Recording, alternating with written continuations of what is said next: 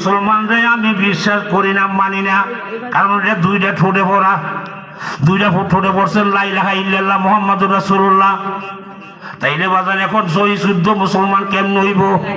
এবার বাজান কদের গভীর মনোযোগ দেন। এখন বাজান এখন লা ইলাহা ইল্লাল্লাহ মুহাম্মাদুর রাসূলুল্লাহ বললেন মুসলমান হইছেন, আপনারা দলিলে যাই মুসলমান হইছেন। এখন মুসলমান হওয়ার পরে আপনি ইমানদার হইবেন কেমনে, মুমিন হইবেন কেমনে? তাহলে মুমিন হওয়ার দরকার আছে নি, ইমানদার হওয়ার দরকার আছে নি? আছে। গভীর খেয়াল।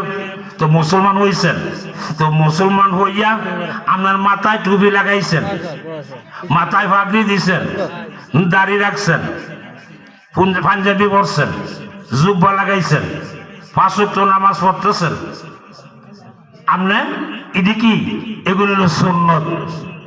এগুলা কি? টুপি, দাড়ি, জুব্বা, পাগড়ি, মেসওয়াক, এগুলো কি সুন্নত।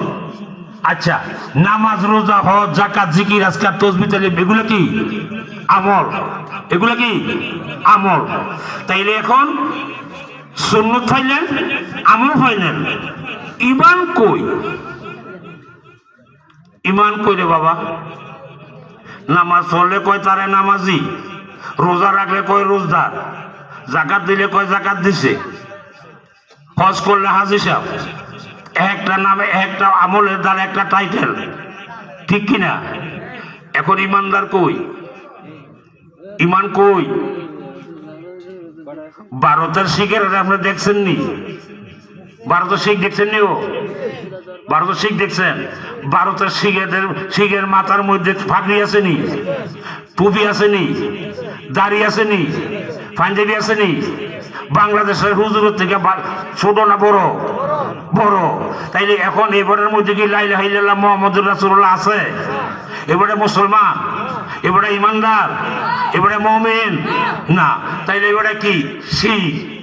গভীর মনোযোগ বাজান। টাইটেল পাস করলে কি হইব?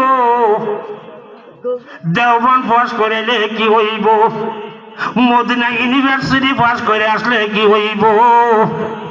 টুপি, দাড়ি, জুব্বা, পাগড়ি দিয়াও বাজান এখন তুমি টাইটেল পাস করছো, সরকার থেকে সার্টিফিকেট রইছো, ঠিক না বেঠিক?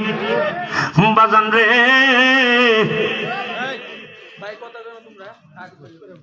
কেউ দোয়া করে লাভ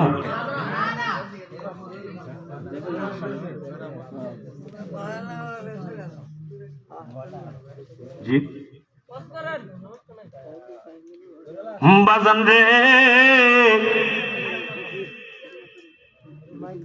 এখন আপনারা সুন্নত পাইলেন,